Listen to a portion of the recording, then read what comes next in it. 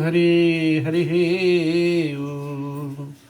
ओम शृणुदेवी प्रवक्ष्यामि क्लोसरवेष्ट साधनं मया दतो स्नेहिनाप्यां वास्तुतिः प्रकाश्यते। ओम ज्ञानिनां प्रचेतांसि देवी भगवती सा वलदा कृष्णमोहाय महामाया प्रियक्षति। दुर्गे स्मृता हर्षभीतिमशेषजन्तुः स्वस्तैः स्मृता मतिं ते शुभां ददासि। दारिद्र्यदुःखभयहारिणि का तु दिन्या सर्वोपकारकरणाय सदा आर्द्रचित्ता। ओं सर्वमङ्गलमाङ्गल्ये शिवे सर्वार्थसाधिके शरण्ये त्र्यम्बिके गौरे नारायणे नमोऽस्तुते। ओं सर्वस्वरूपे सर्वेशे सर्वशक्तिसमन्विते भयविस्त्राहिनो देवी दुर्गे देवी नमोऽस्तुते। रोगान् शेषान् अपहंसि तुष्टारुष्टात् कामान् सकलान् अभीष्टान् त्वामाश्रितानां नापर्णानां त्वामाश्रितामिह श्रियतां प्रयान्ति। सर्वाबाधा प्रशमनं क्लेक्यासि अखिलेश्वरी इमे त्वया कार्यम् अस्मद्वैरिविनाशनम्। ओं श्री दुर्गायै नमः। ओं श्री दुर्गायै नमः। ओं श्री दुर्गायै नमः। लोकाभिरामं रणरङ्गधीरं राजीवनेत्रं रघुवंशनाथं कारुण्यरूपं करुणाकरन्तं श्रीरामचन्द्रं शरणं प्रपद्ये। श्रीरामचन्द्रं शरणं प्रपद्ये। अरे जय जय गिरिवर राज किशोरी जय महेश मुख चंद चकोरी जय गज बदन खडानन माता जय गज बदन खडानन माता जगत जननी दामिनी दुति गाता जगत जननी दामिनी दुति गाता।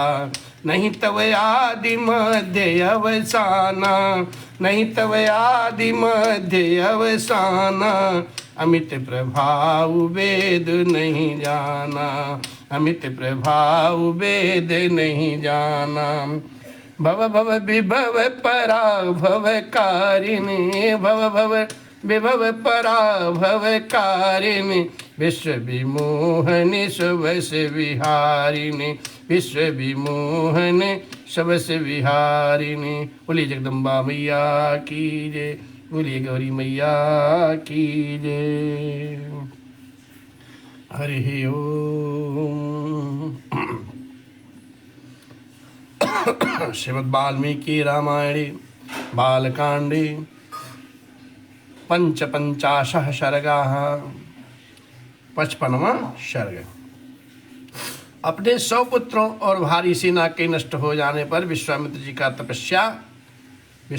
का तपस्या करके महादेव शिव जी से दिव्यास्त्र पाना तथा उनका वशिष्ठ के आश्रम पर प्रयोग करना एवं वशिष्ठ जी का ब्रह्मदंड लेकर के उनके सामने खड़ा होना।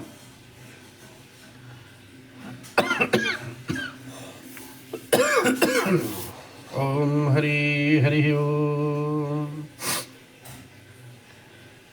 ततस्तान् कुलान् दृष्ट्वा विश्वामित्रास्त्र मोहितान् वसिष्ठो चादयामासे कामधुक सके सजयोगता। विश्वामित्र के अस्त्रों से घायल होकर उन्हें व्याकुल हुआ देख वशिष्ठ जी ने फिर आज्ञा दी, कामधेनु अब योग बल से दूसरे सैनिकों की सृष्टि करो। तस्याहुंकार तो जाता काम्बोजार विषन्निभा ऊधश्चाथे संभूता बर्बराः शत्रपाणयः। तब उस गौ ने फिर हुंकार किया और उनके हुंकार मात्र से सूर्य के समान तेजस्वी काम्बोज उत्पन्न हुए। थर से शस्त्रधारी वरवर प्रकट हुए। योनिदेशाश्च यवनाः सक्प्रदेशाश्च शकाः स्मृताः रोमकूपेषु मलेच्छाश्च हरिताः सकिरातकाः। यौन देश से यवन और शक प्रदेश से गोबर के समान से स्थान से शक उत्पन्न हुए और रोमकूपों से मलेच्छ और हारीत तथा किरात प्रकट हुए। तैस्तेत्रे तैस्तन्सूदितं सर्वं विश्वामित्रस्य तत्क्षणात् सपदागजं शाश्वं सरथम रघुनंदन। हे रघुनंदन, उन सब वीरों ने पैदल, हाथी, घोड़े और रथ सहित विश्वामित्र जी की सारी सेना का तत्काल संहार कर डाला। दृष्ट्वा निषूदितं सैन्यं वसिष्ठेन महात्मना विश्वामित्र सुतानां तु शतं नानाविधायुधम् अभ्यधावत् संक्रुद्धं वसिष्ठं जपतांबरं हुंकारेण यूतान् सर्वान् निर्दादः महान ऋषि। महात्मा वशिष्ठ द्वारा अपनी सेना का संहार हुआ देख विश्वामित्र के 100 पुत्र अत्यंत क्रोध में भर गए और नाना प्रकार के अस्त्र शस्त्र लेकर के जप करने वालों में श्रेष्ठ वशिष्ठ मुनि पर ही टूट पड़े। तब उन महर्षि ने हुंकार मात से उन सबको जला करके भस्म कर डाला। ते शाश्वरथ पादाता वसिष्ठेन महात्मना भस्मीकृता मुहूर्तेन विश्वामित्र सुतास्तथा। महात्मा वशिष्ठ द्वारा विश्वामित्र के सभी पुत्र 2 ही घड़ी में घोड़े, रथ और पैदल सैनिकों सहित जल करके भस्म कर डाले। दृष्ट्वा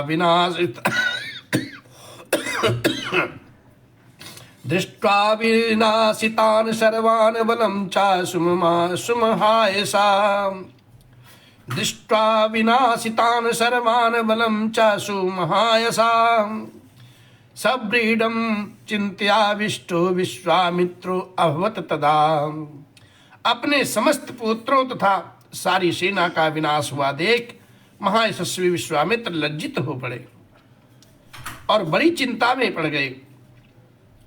कहते हैं समुद्रयो निर्वेगो भद्रदृष्टम योरगः उपरक्त इवादित्यः शब्दो निष्प्रभतां गता। समुद्र के समान उनका सारा वेग शांत हो गया, जिसके दांत तोड़ लिए गए उस सर्प के समान तथा राहुग्रस्त सूर्य की भांति उससे वे तत्काल ही निस्तेज हो गए। हतपुत्र बलो दीनो लून पक्षयो दुजः हत सर्व बलोत्साहो निर्वेदम संपद्यते। पुत्र और सेना दोनों के मारे जाने पर वे पंख कटे हुए पक्षी के समान दीनहीन हो गए। उनका सारा बल और उत्साह नष्ट हो गया। वे मन ही मन बहुत खिन्न हो उठे। सा पुत्र में कम राज्याय पालेत नियुज्य चा पृथ्वी छत्र धर्मेणे वन में वाभ्य पद्धते। उनके एक ही पुत्र बचा था। उन्होंने उनको सारा राज्य पद दे करके राज्य की रक्षा के लिए नियुक्त कर दिया और क्षत्रिय धर्म के अनुसार पृथ्वी के पाताल की आज्ञा लेकर के, पृथ्वी के पालन की आज्ञा लेकर के दे करके वे वन में चले गए। सा गत्वा हिमवत् पार्श्वे किन्नरो रगसेवितं महादेव प्रसादार्थम तपस्ते पे महातपा। हिमालय के पार्श्व भाग में वो जो किन्नरों और नागों से सेवित प्रदेश है, वहीं जाकर के महादेव जी की प्रसन्नता के लिए महान तपस्या का आश्रय ले हुए तप में संलग्न हो गए। विश्वामित्र जी अपने बेटे को राजपाट दे करके फिर तपस्या के लिए चल दिए महादेव की शरण में।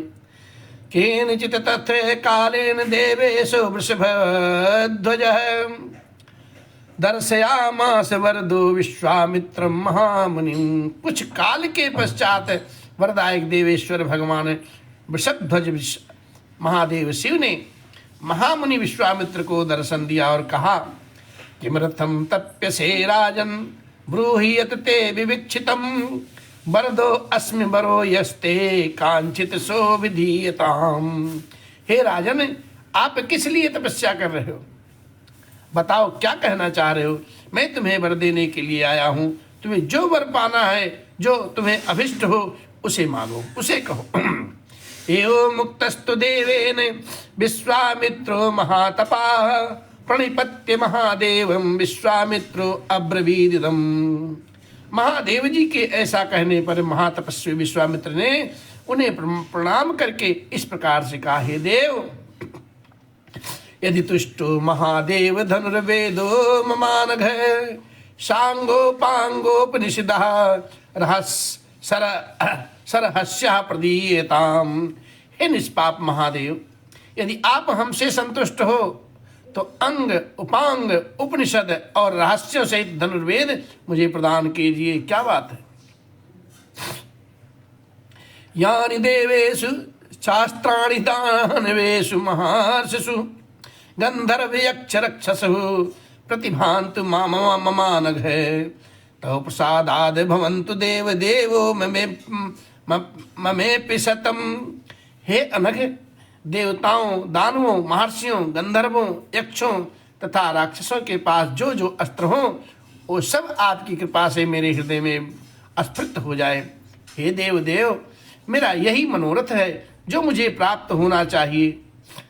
एवमस्तु देवेशो याज्ञ मुक्त्वा गतस्तथा प्राप्य चास्त्राणि देवेशाद विश्वामित्रो महाबलः दर्पेण महता युक्तो दर्पपूर्णो अभवत् तथा।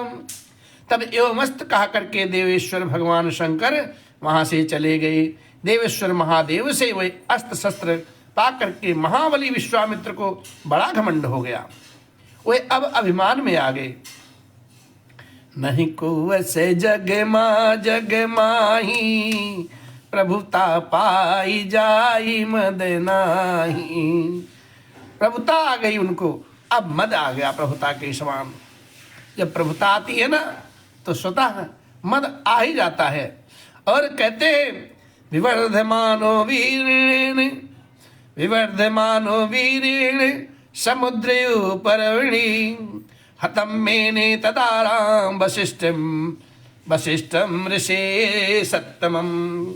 जैसे पूर्णिमा को समुद्र बढ़ने लगता है उसी प्रकार से वे पराक्रम द्वारा अपने को बढ़ा चढ़ा मानने लगे। हे श्री राम, उन्होंने वशिष्ठ मुनिश्रेष्ठ वशिष्ठ को उस समय मरा हुआ ही समझा।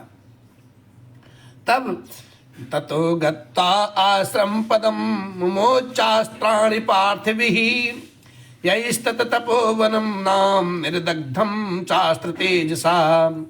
फिर तो वे पृथ्वीपति विश्वामित्र वशिष्ठ के आश्रम पर जाकर के भांति भांति के अस्त्रों का प्रयोग करने लगे, जिनके तेज से वह सारा तपोवन दग्ध होने लगा। उदीर्यमाणमस्त्रं तद विश्वामित्रस्य धीमितः दृष्ट्वा विप्रद्रुता भीता मुनयः शतशो दिशः। और इस प्रकार से बुद्धिमान विश्वामित्र के उस बढ़ते हुए अस्त्र शस्त्र को देख करके वहां रहने वाले सैकड़ों मुनि भयभीत हो संपूर्ण दिशाओं की ओर भागने लगे। कोई इधर जाए कोई उधर जाए, अपना जीवन बचाने लगे। अब वशिष्ठस्य चा ये शिष्या ये चामवे मृगपक्षिणः विद्रवन्ति भयात भीता नाना दग्धिभ्ये शास्त्रशः। वशिष्ठ जी के जो शिष्य थे ना, वे वहाँ के पशु और पक्षी थे। वे शास्त्रों प्राणी भयभीत हो नाना दिशाओं की ओर भाग गए। वशिष्ठाश्रम पदम शून्यमासीन महात्मनः मुहूर्तिमिव निःशब्दमासीदीर्णे सन्निभम। महात्मा वशिष्ठ का ये आश्रम सूना हो गया। दो ही घड़ी की में उस पर भूमि के समान उस स्थान पर सन्नाटा छा गया। बलतो वे वशिष्ठस्य महाभयरेति मुहुर्मुहुः नास्याम्यद्य गांधेयं निहारमिव भास्करः। वशिष्ठ जी बार